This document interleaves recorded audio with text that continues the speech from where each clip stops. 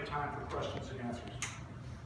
Okay, our guiding principles are, we try to make it as simple as possible, okay? Number one is to complete and actually enhance the Tesoro Del Valle community. So there's things that you don't have now that we want to add into phase 2 that you will be able to enjoy as well. We want to create a sustainable community for residents of all ages. For those of you who haven't heard the presentation before, we've got a large percentage of homes for ages 55 and above. Okay? Age qualified senior homes, how he calls them, but that's a large percentage of this project. And then, very importantly, we do not want to exceed the environmental impacts of the originally approved plan, the one that was approved in 1999. So we've got to measure up against that and keep a scorecard on that basis. So I realize that some of you may not be able to see this in detail, if anybody can, but we've got enlarged boards here that we'll talk about in a breakout section, or I can tell you what's up here later on in the evening.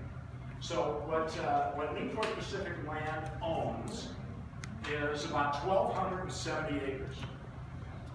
And it extends from, let's see,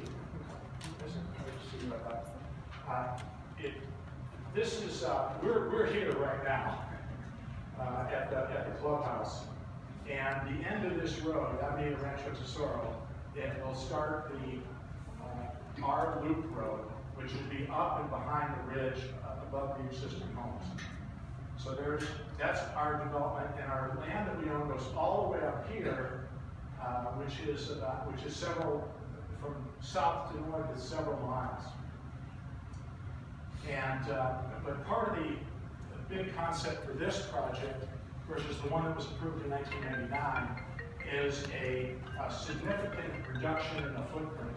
The original footprint, as you can see here, extended all the way up here.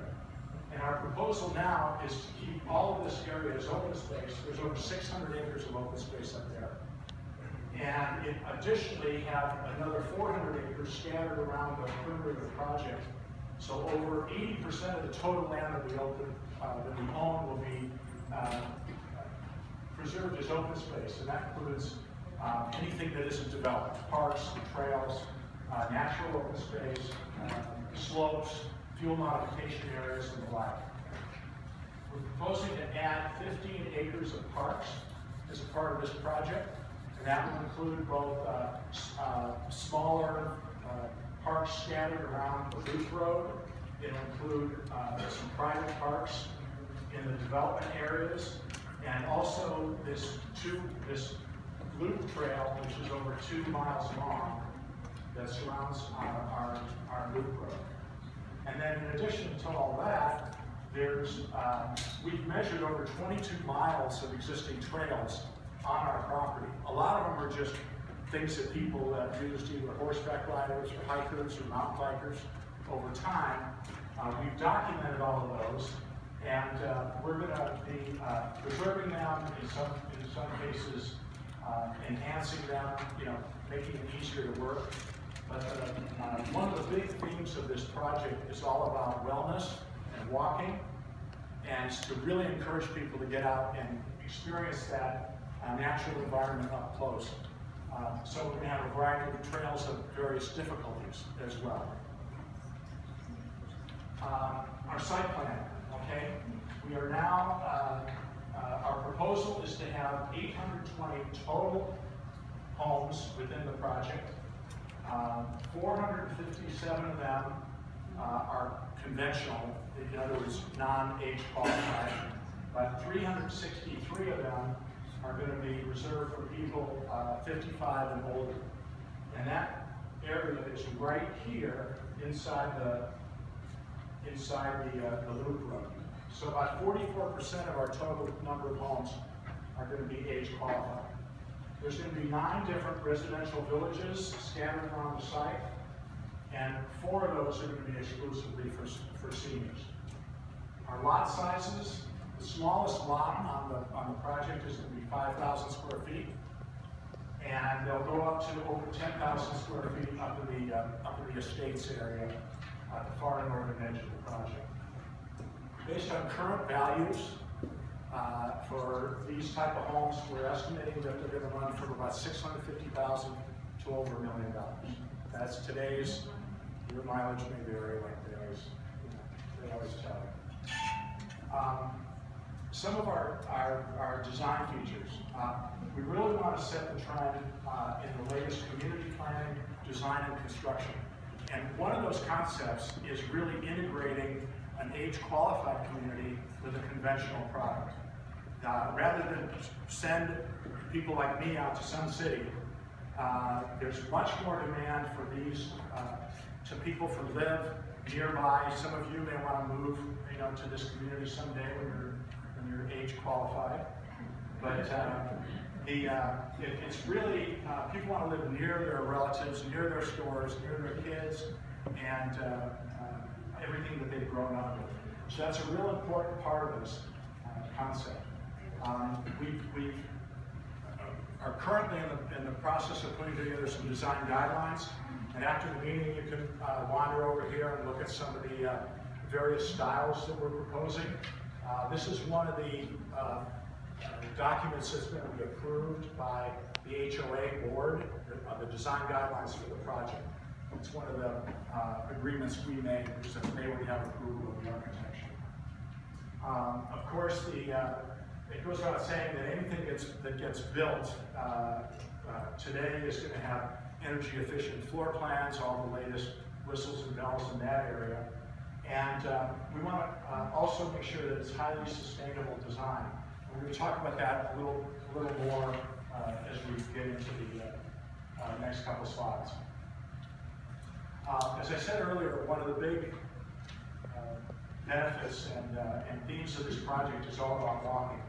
So we're preserving over 860 acres of natural open space, this space that's not touched in any way. There's no parks developed, there's no house developed, it's just exactly the way you see it today. On top of that, we're adding 15 acres of new parks and linear parks and other recreation areas within the project itself, so that 80% of the property will remain open space. In fact, we're having 165 acres more open space than the approved plan, and that's back to this comparison down below. So we're really increasing the amount of open space. We mentioned before the public and private trails. We have a, let me talk about that for a minute, because we do have a, where am I? Okay, thanks. There's an existing public trail that runs right along the front of the clubhouse here. It's a county regional trail, and as a part of this project, we're required to extend it from its existing terminus, which is up by the ball field and the basketball court up here, and extend it somehow from point A down here, all the way to the north edge of the project. So our proposal is to continue it along the road till it gets to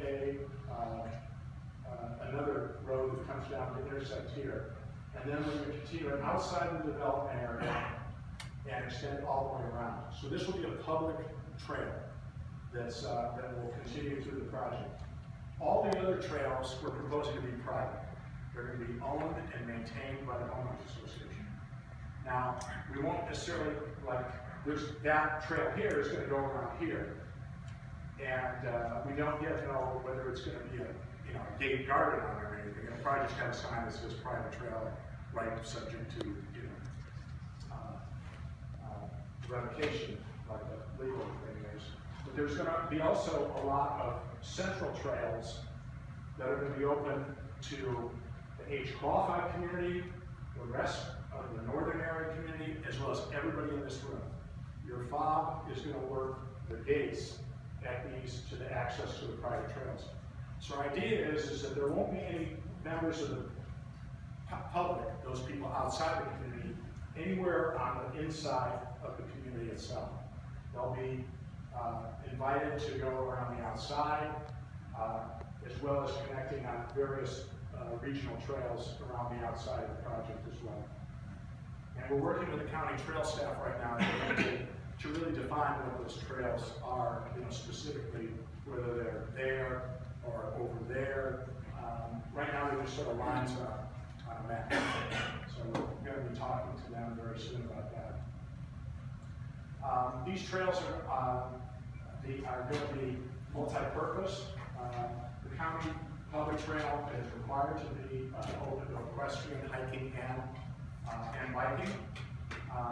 But overall, we're going to design the trails for all the abilities. The ones that will go around the outside are going to follow the road grade, so those will be the easiest and most gentle to follow along. And other ones, as you get back into the backcountry, will be more up and down, more challenging, steeper in cases, narrower in cases as well.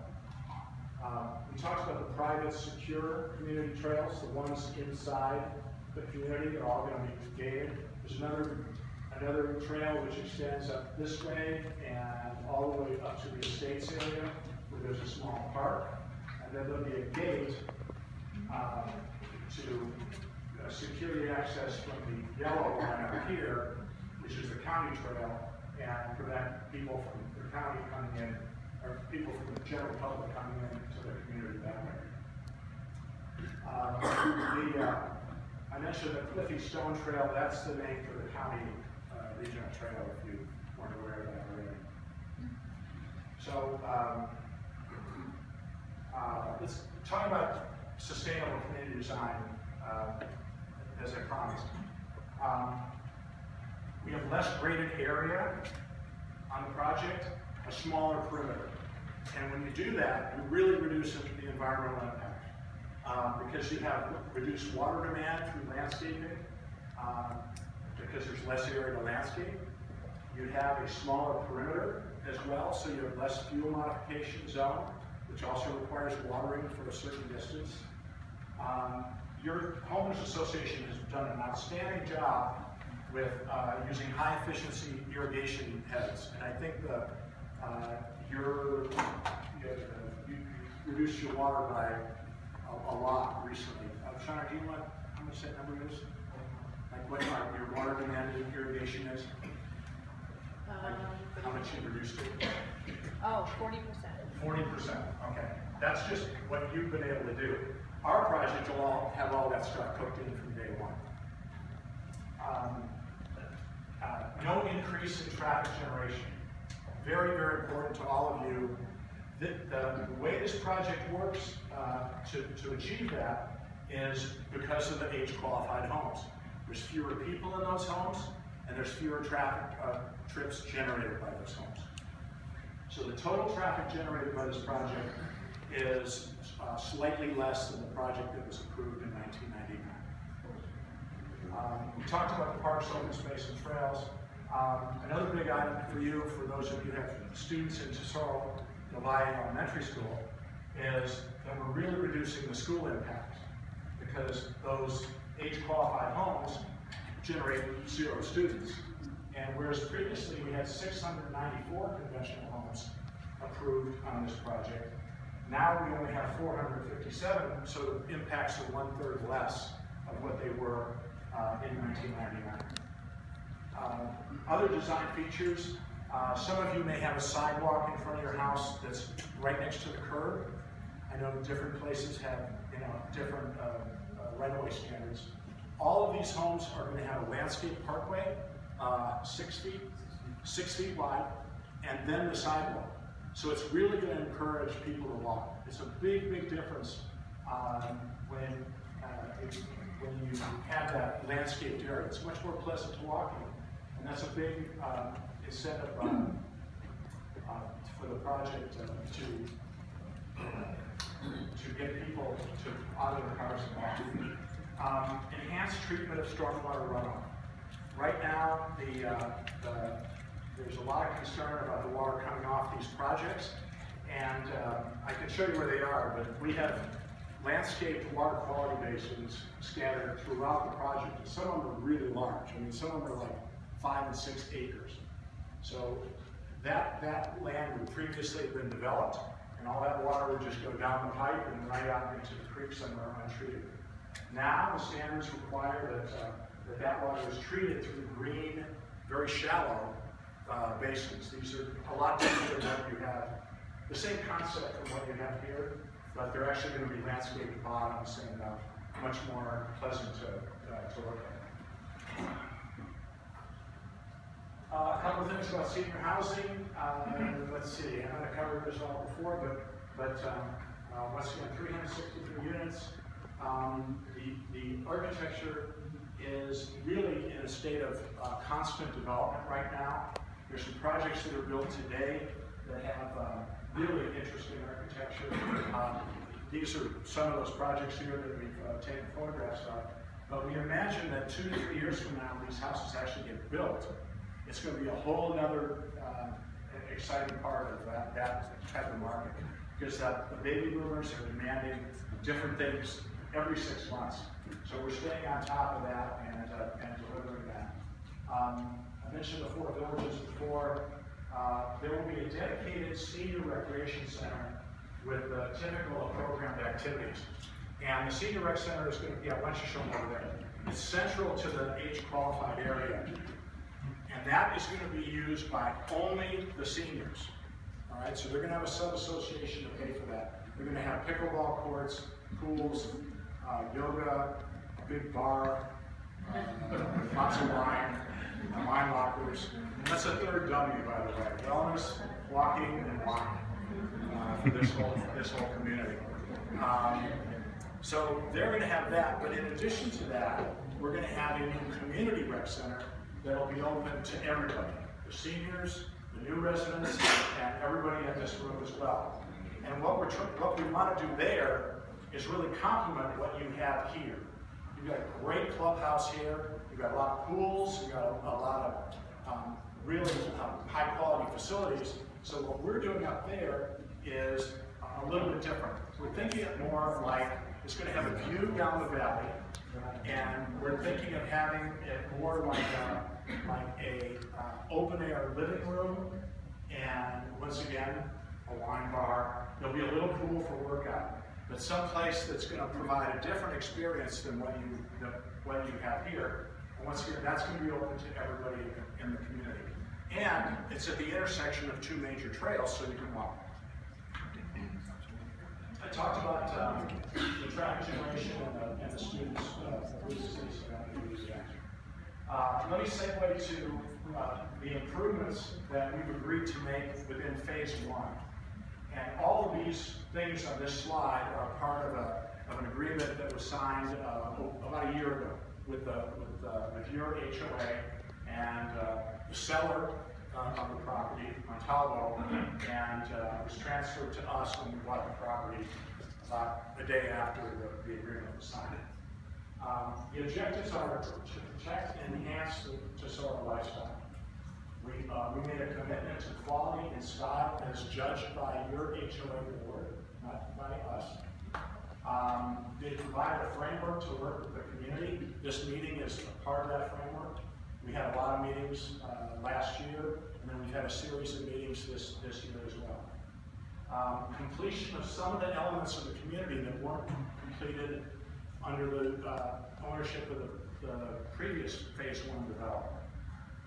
And we can give you some highlights of that as well. Traffic control enhancements, we're going to talk a little bit about that, but there's certain areas that we've already identified as problem areas, and we're going to be studying those and talking about those a little bit more next month. We talked about the design guidelines to prepare for the community input as well. So the benefits in dollars.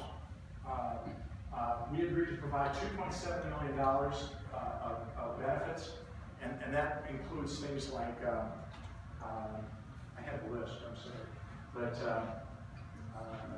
the trails, for example. You know, we have to provide, there's a $500,000 budget for trails that we have to spend. That new sports park that they opened in June, we paid $2.9 million for that.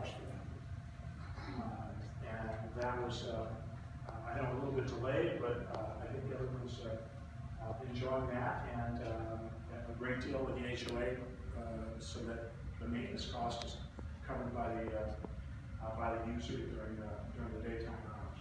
So the total benefits in dollar terms is $5.6 million of that. A little bit more about the traffic improvements. One of the areas that we decided really needs help is right here at this intersection. It is amazing to me that you have this wide road, you have all these houses on one side of the road, you have this great clubhouse on the other side, and there's no stop sign or control or any way of getting across the street right here. And I know a lot of you probably would never think of letting your kids cross that street because people really drive quickly down there. Our proposal is to put a four-way stop sign there and put a median of trees all the way from here to the next intersection up here, which is the other Tesoro. Yeah. So this stretch of here, it would actually be narrowed to one lane, plus whatever turning movements are needed to get into the Adobe, and then we put another three-way stop sign right here. So it really slowed the traffic down through here and provide a safe haven in the middle of the street for someone would only have to cross about 20 feet of pavement from the curb to that landscape median. Now, we've done the traffic studies on this, and it doesn't meet the county requirements to add stop signs at either of those intersections. In other words, if we just left it, the county would be fine with it. So we're going to talk to the supervisor's office and advocate for that improvement. We think it helps us, and we really think it helps you, and we think we're going to get a lot more benefit from this clubhouse if people can walk to it more easily. So we will ask for your help on that to make sure that that gets approved through the county. A couple of other areas we're looking at are the area around the drop-off situation at the elementary school. You know, it gets really crowded for about an hour in the morning and maybe in the afternoon, even more so every day. We've done a traffic study of that area. We've also done a traffic study on Copper Hill for the junior high traffic. And we did a study of the last week of school and the month before that. And so we know exactly how many people get picked up at the Albertsons, for example. And it's about the high school is 50 kids at the end of school.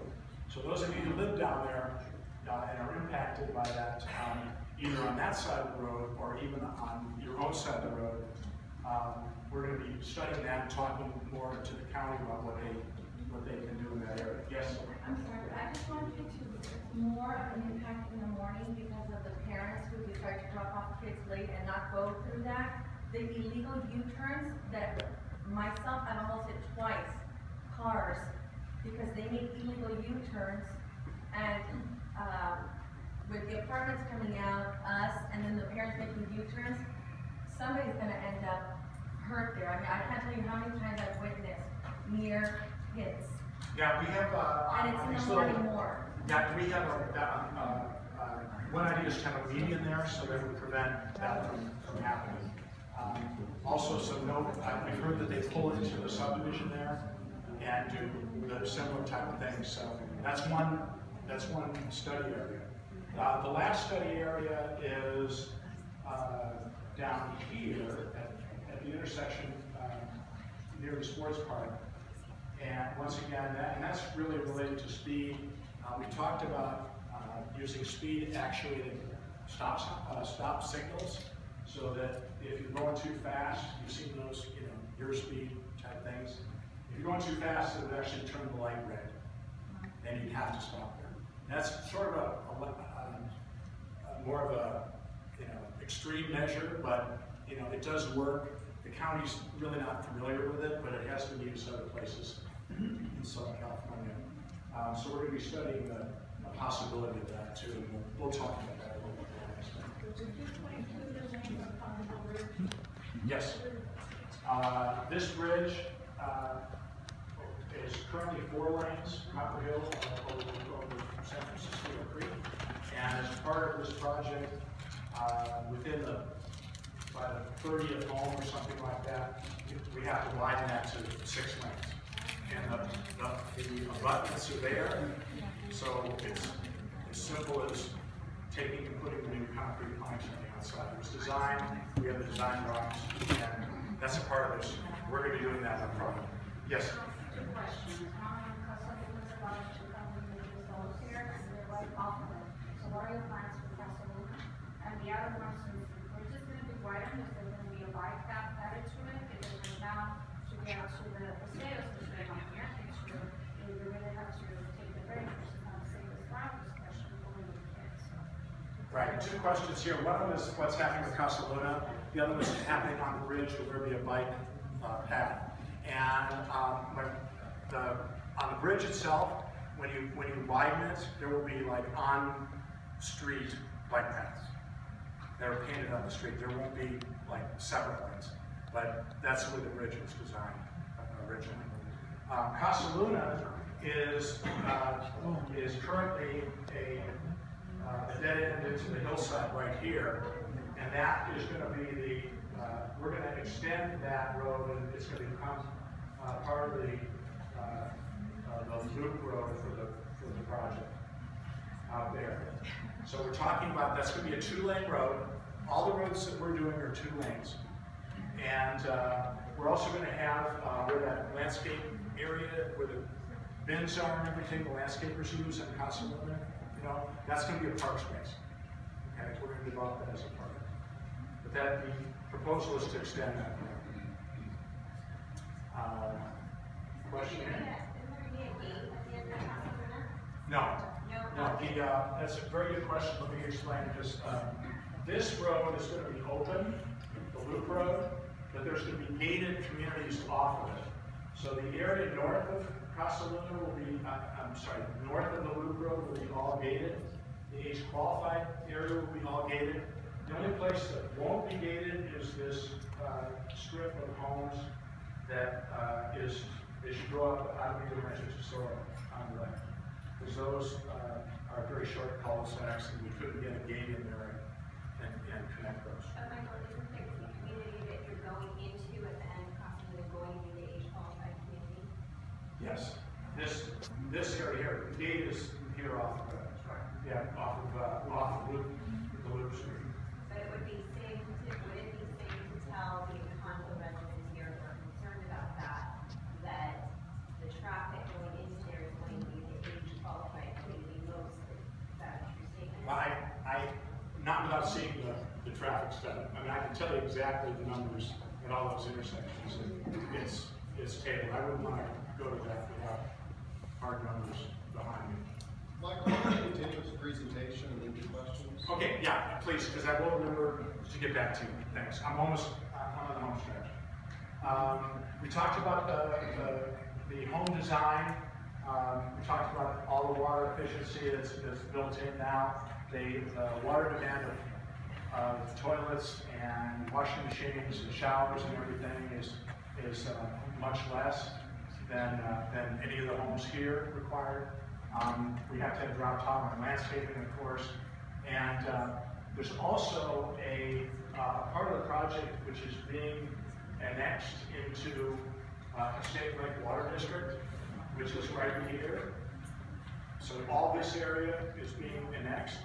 And part of this project is that the previous owners purchased 500 acre-feet. I know that's just a random number, but it's think 500 because they were going to develop all this area. We're developing a lot less, so we're only going to be using about 260 acre-feet of that water allotment that we had as a part of that annexation area. So much less water will be used in that area. The energy efficiency, there's a brand new Cal Green Building Code that's coming out for all homes built after January 1st. Yeah, and it's in effect to 2020. So that's a big part of the design of the well. Okay, timeline, real quickly. A lot of you in the room may have gotten a letter from the county that has notice of preparation, notice of the scoping meeting coming up, okay? That is the first official public meeting, a part of the Environmental Quality Act process that all the projects have to go through. So you got that notice. There's a 30-day review period of that notice. There's a list of all the potential environmental impacts and an opinion, or the county's opinion, of how significant those will be. And you're invited to comment on that NOP anytime during the review period, which is already started and runs through November 14th. And also, there's a special meeting going to be November 3rd at Tesoro Del Valle Elementary School. That's at 6 o'clock, I think. And that's a county-run meeting. They will provide an overview, a very simple overview of the project, much simpler than this. But they will really talk about the environmental review process and making sure that anyone that says, I think you should study traffic impacts, that your voice is heard and integrated as we prepare that environmental impact report. So after that meeting, we're going to take probably 5 or 6 months to prepare that environmental document. It will be about this high if you set it on the ground. And then the public review of that document, we anticipate it's going to be in May or June of next year. Once again, that's a 45-day public review period. After that, you go into the planning commission process, and we're anticipating that those hearings will be next summer. And then, just to go beyond that, because I know you'll be interested, after that, we need to do our final engineering, design the streets and sewers and all that stuff. That's going to take about a year. So the earliest we could break ground is probably the end of 2018, just doing grading and infrastructure work, and probably a year later before any homes would start to pop up. So late 2019, early 2020, and that's if everything goes in a straight line. Okay. I'm going to start in the back because someone had a question back there. Yes. What is the status on, because we've heard for a couple of years rumors about paving the ranch. I mean, we're heavily impacted by, people doing U-turns, a lot of transient. And we had our house appraised, and if you look at our house compared to like West Hills, we're not even in the same league. And I really think that it's important to do. So you're as I understand, you're asking about gating the existing communities. Yes, Just the ranch. Down by the. Oh, okay. I'm sorry. Which is the one we were talking about, the schools. Yes. Okay. I don't know the names of each one. Yes. I know that the HOA board has talked about that in the past, and we offered our support any way we can to do that. It's I know you have to talk to the county about it, design in, but we personally haven't gotten involved other than saying if you want some advice, we'd be happy to give it to you. We were told that if we were okay with this, that they would take care of us for that unit for us. That's what we were told. Okay. So, and all we hear is, oh yeah, it's being talked about, there are plans being submitted. That's all that we've heard.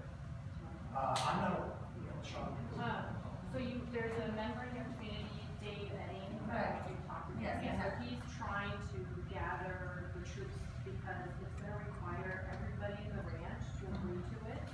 And there may be a possibility that also the senior lien holders, the mortgage companies that own the homes would have to agree to it too. You're gonna have to privatize the streets, and then the ranch would become a sub-HOA like Calabria. So you would have to pay for the paving, you have to pay for your sidewalks, the town, you have to say, we don't want the streets and the sidewalks anymore.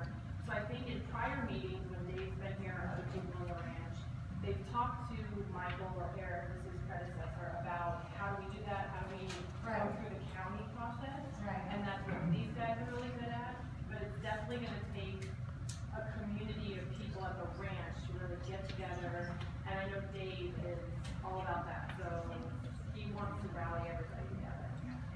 But you are talking about money to be able to do that. That would be on the residents of the ranch. So it's gonna involve, how much money do you wanna put into it to get what you want? Well, because I just find it incredible that we have taken care of everything we had to. We even asked for just having permits, because, for example, in front of Valencia, those homes have those signs that you can't park unless you have a permit. We're not asking for the impossible, but And that actually goes through the county, so there's two paths, and there's deeding it, and the county government, supervisor and public deputy Jocelyn Reyes, she's the one who said, you could go down the route of doing like a permit system, but there's pros and cons to that, and I know there are neighbors that have been against that. So you guys have to like call or choose as you want.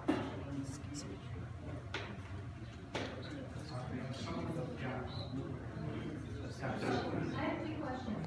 You talked about, this road here, Tesoro, from here, making it into one lane, One lane each direction.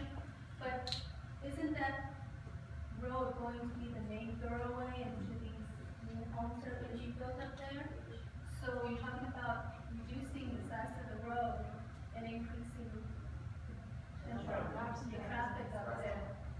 So I'm concerned about what the thought is, how does that work? Well, the question is about where we're proposing to reduce the width of the roadway along here, as well as having the narrow roads in our project.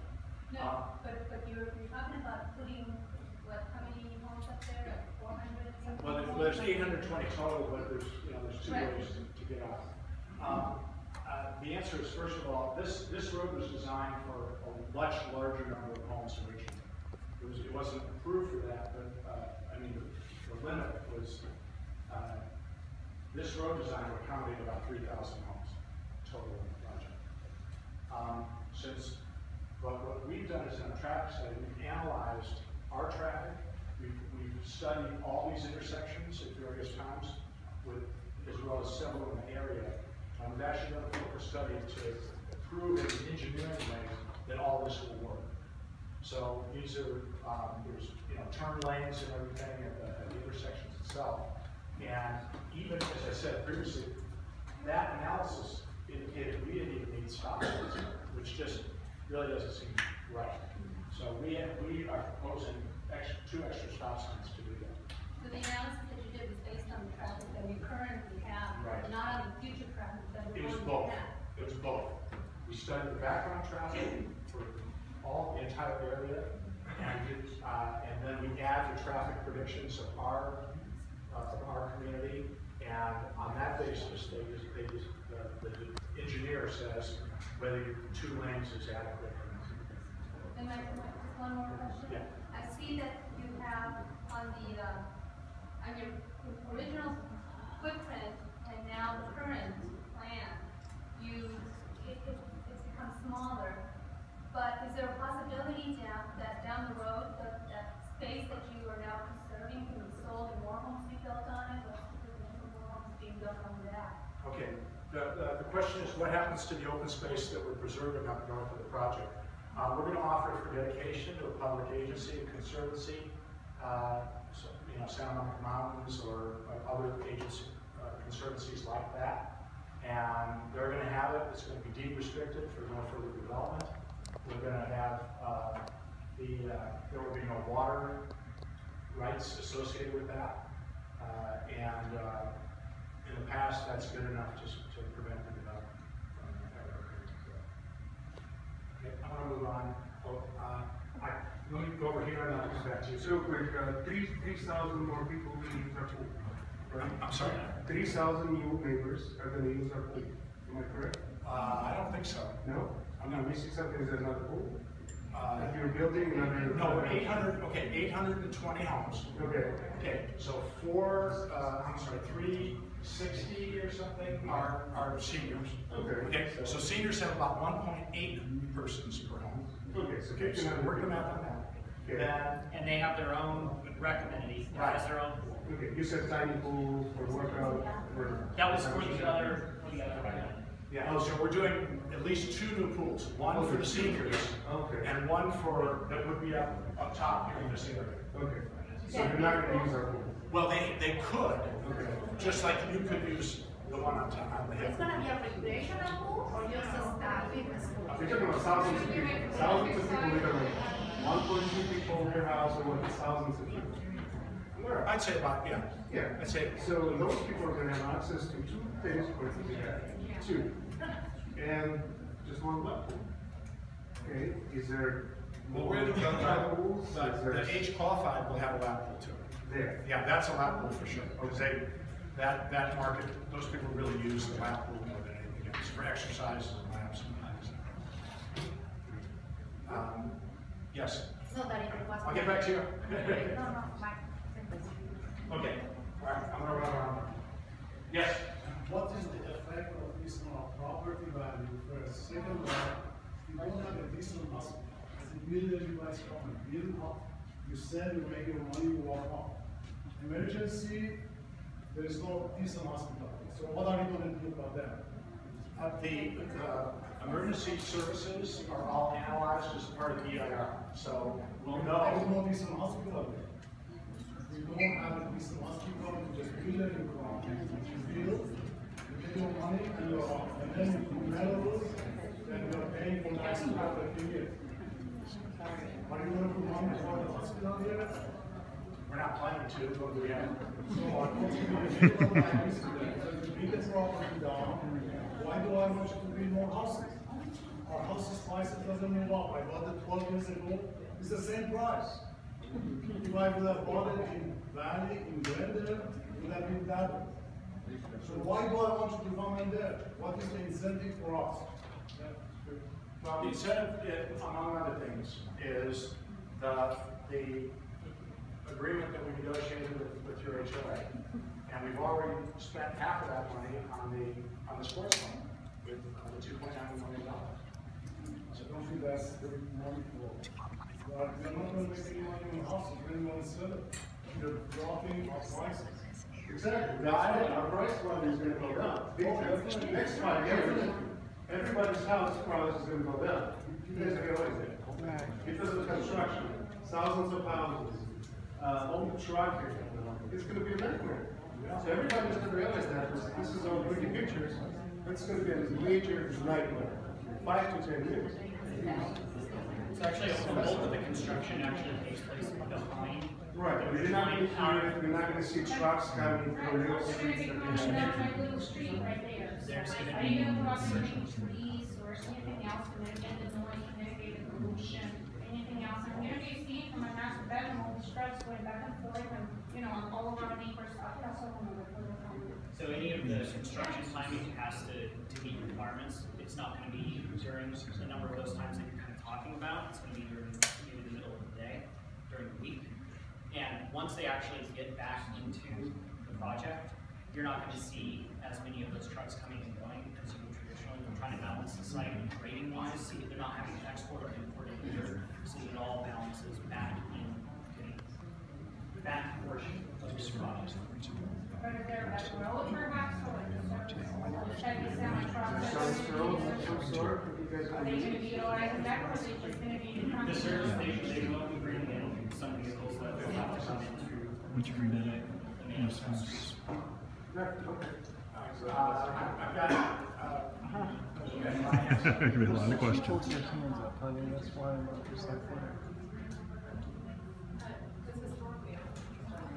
yeah, it's good.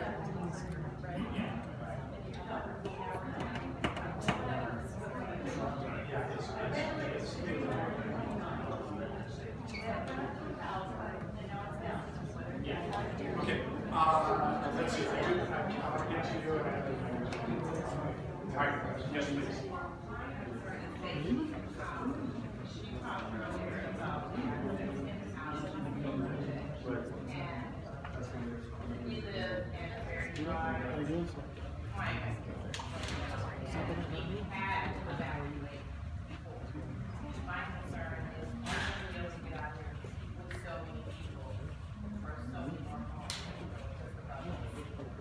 Well, the Actually changes the evacuation perimeter significantly as well. So whereas you're on the peripheral right now, you're no longer be on that peripheral edge. So the timing for when that evacuation takes place actually occurs differently than it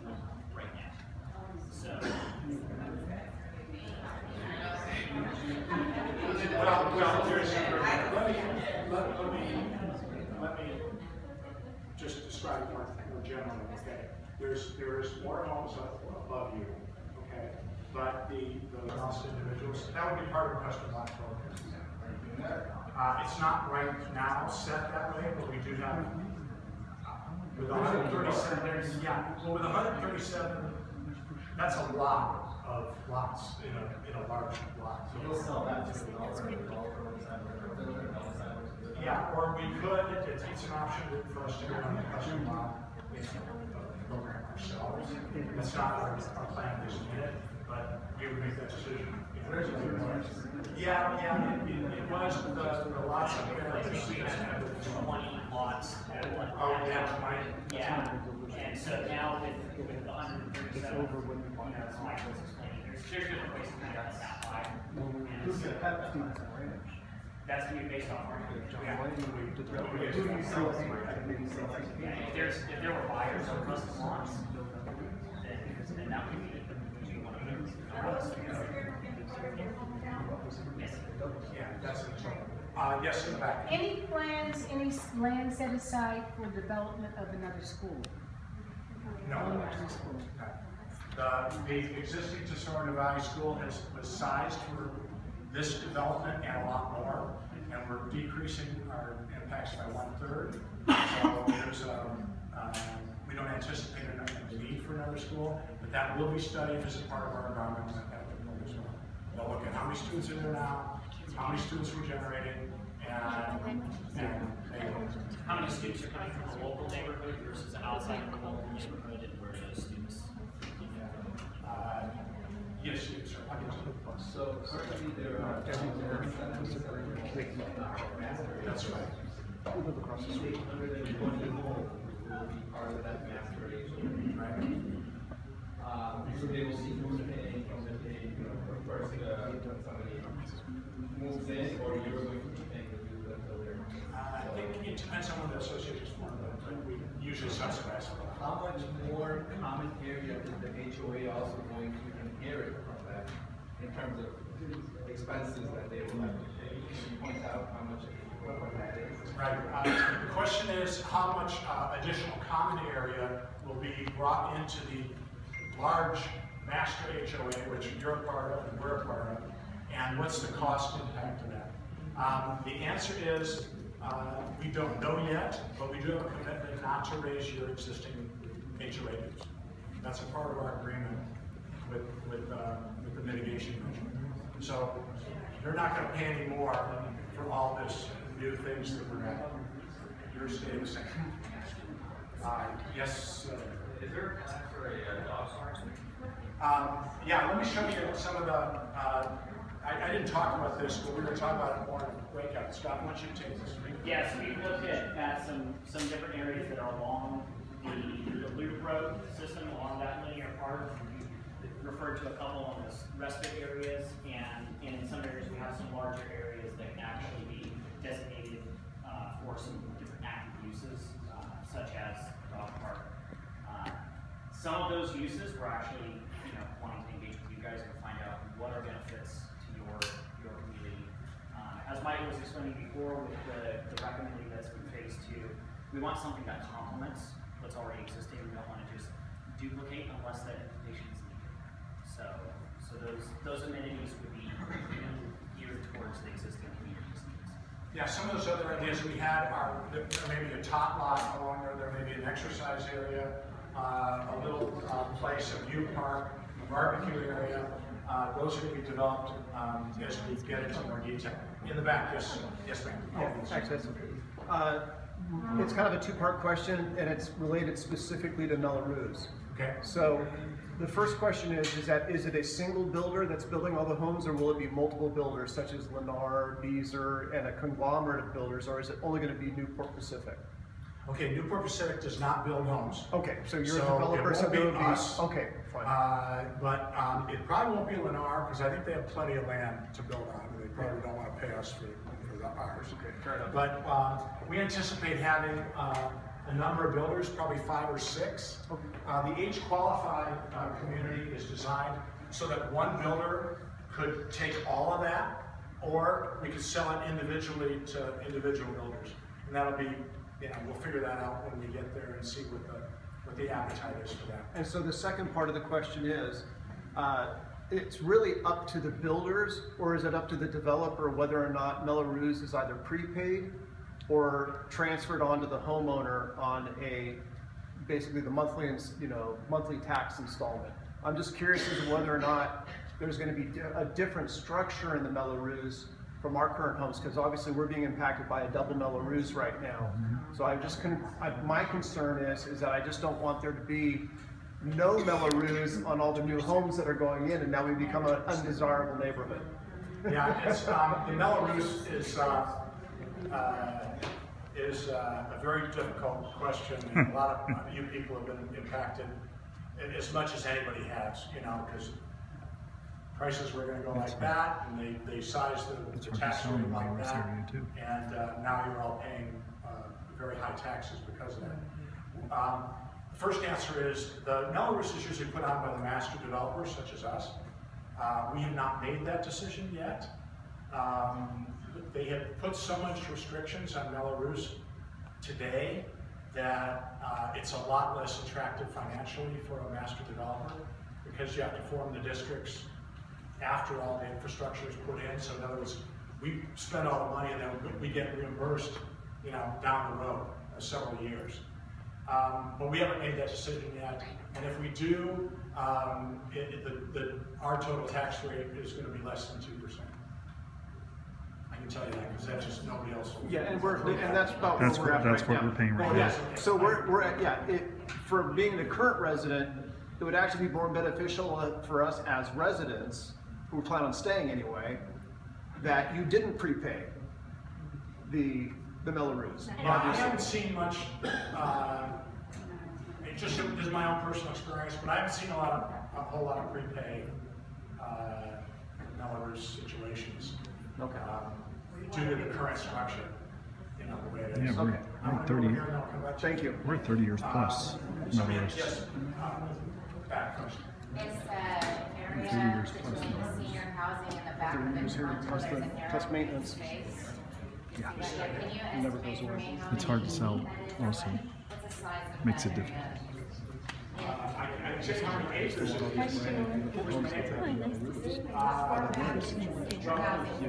Exactly. Yeah, from the back of these ones here. Yeah, how much? It's all going on the other side of the room. So it's not going to be visible from the back? No. Part of How this. many? How many? Is it a mile? Is it? No, it's not hard.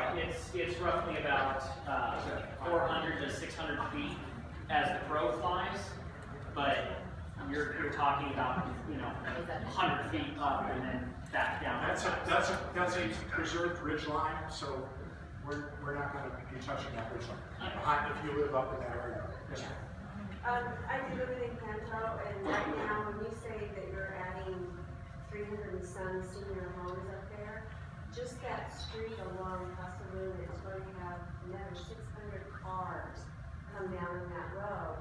Have you taken any account of sound buffer or anything for all those homes? Because right now, our neighborhood is quiet. That 600 cars is going to have a lot of noise. And that's just in senior. That's not going to be up in that other area. That's going to, we could add 100,000 cars. All of the sound analysis is in the EI, will be studied in the EI, and it's based on the traffic generation.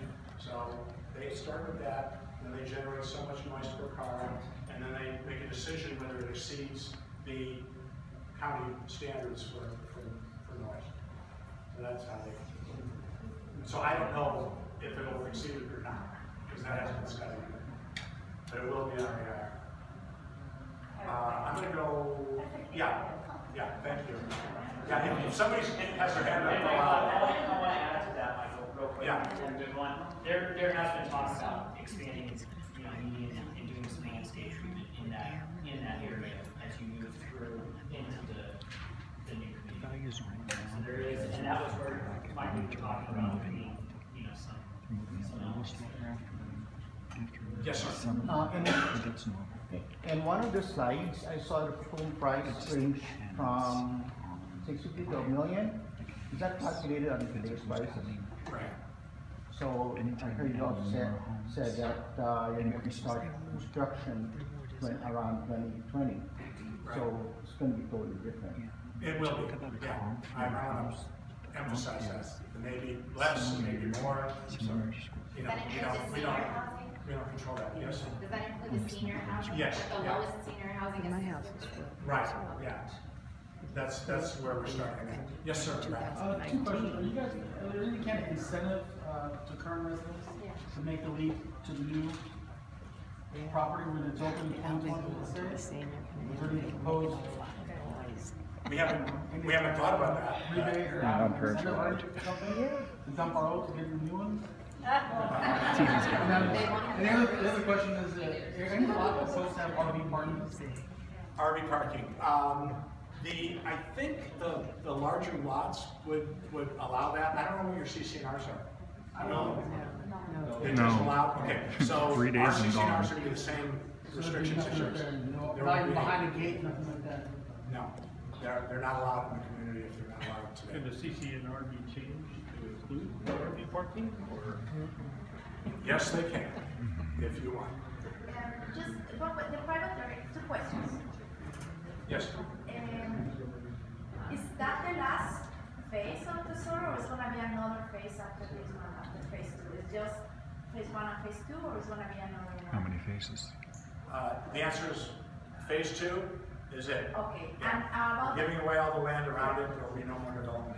okay, so the private areas, they're going to remain always like private nature. No one is going to come and say like, we have this previously approved plan, and we're going to build more homes in those sacred nature. Is someone will sign the law that no one is going to build on that, or how can we get guarantee that it's going to remain those? Because I have seen that happen before, that they say it's going to be green areas and later they build over there. How can we get guarantee that no one is going to build? When this plan gets approved, and we're looking at roughly a year to get that done, there will be a tentative tract map approved. It will set aside all that land as open space. It will be conditioned that before development occurs adjacent to that open space, that all of that has to be given, set aside, offered for dedication to a conservancy. So it's written into the approvals of the project. Someone can always kind of propose something different, but we're trying to get this one approved and build it. That's our whole strategy for this one. Yes, sir. When is your ETA to begin construction on expanding the roads? The ones here, or Have any arrangements to Tesoro that you started? we're looking at the end of 2 years, right? Yeah, end of 2018. And as far as the back end of the property, of the whole backside, is that beyond San Francisco Mountain Way? Does they go all the way to Cafe Canyon, or to what point? Yeah. Show us that. So this is San Francisco Mountain Way running along through here, and so this is all the backside of that. So that upper edge in the back is towards the alley. That's Cafe Canyon. It's up there. Over here. Okay, I'm gonna go. Let's see. You, sir. I'll get to you. 1, 2, 3. Yes, sir. I think in the previous meeting there was some mention of the possibility of adding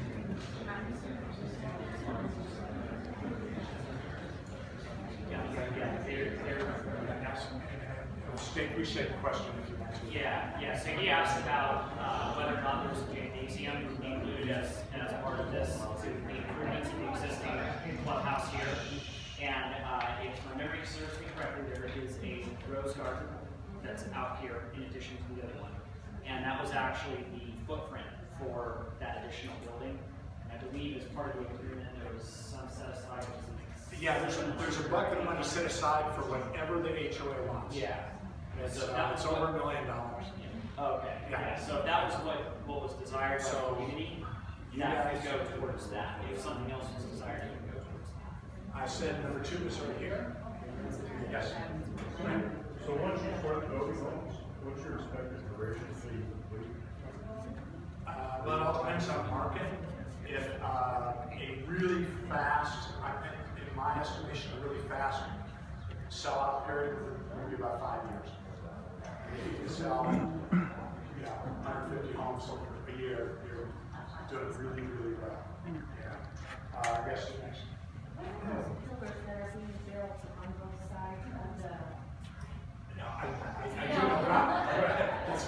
That's not my expertise. Sean, you want to take that one? It's the corner monument we've been waiting for 5, 6, 7 years.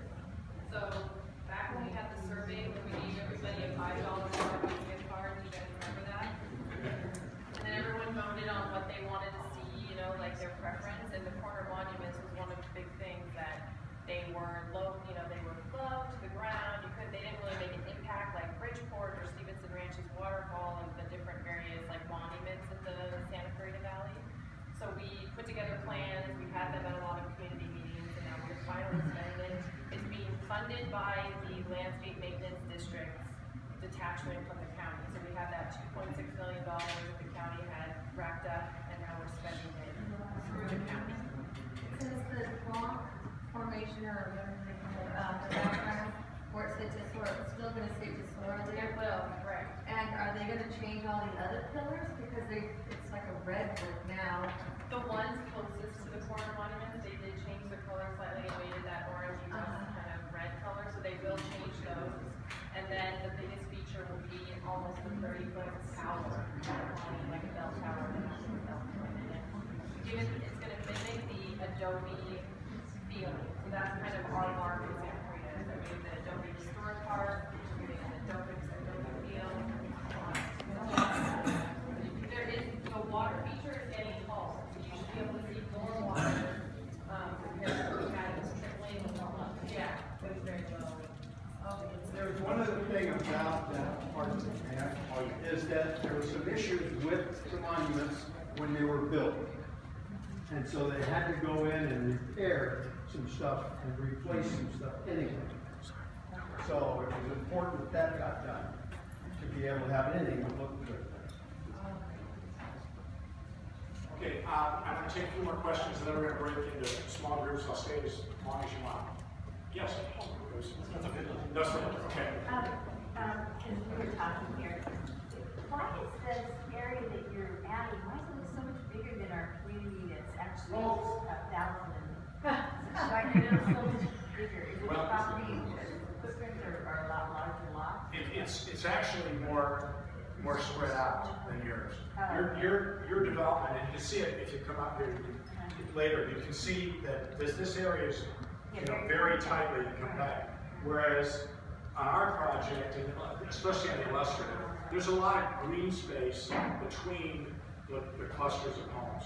So it just, it's much more compact than the approved plan, but it's actually more elbow room than you have. And then the second question is, you said there was like a community pool, not one of the senior center. So is that pool going to be large like ours, so that, because I'm just thinking this one's really big in the center. Yeah. That many homes, I'm wondering, that one, because it's going to be large. We haven't decided how big it is yet. We're just designing the recreation centers now. Okay. I was just curious. You said Next time we'll have more details. And some information about someone asked about the. I just wanted to know because it will impact our little area here. That was the time. Okay. Maybe one more question and then we'll. I got it. Oh, I'm sorry. Do you have a topographical map of on the east side, like say Reyes Adobe and Hacienda Drive up there, where you show topography? He's at the very end of Hacienda Drive, so if you wanted to know what the ridges, if they're going to be a maintained ridge. Yeah, why don't you come up and Reyes Adobe coming at that street that's going to continue or something? Yeah, why don't you come up and Scott will explain that precisely to you. I mean, because we're going to break. Personal meeting. Right. As far as a stoplight for the crosswalk, going up Avenida Rancho Tesoro, you're not talking about having an actual, like, you're talking about having a four-way crosswalk. I don't really think that's quite safe enough for kids to cross. If there's like flashing lights, something you can add, or a needling bridge. I wouldn't want my children crossing the moment added to the traffic. our proposal is just for a four-way stop with crosswalks. But when we get into it with the county, we can look at other other enhancements. We're really concerned about the safety. Traffic, which makes it more ideal. But I also had a question, when the other pool is completed, maybe Tesoro would like to have a 17-hour one for the Tesoro. Yeah, because now we'll have pairs of pools available, and this, so we're happy to do 17 now. Oh, okay. I just want to see the it's with.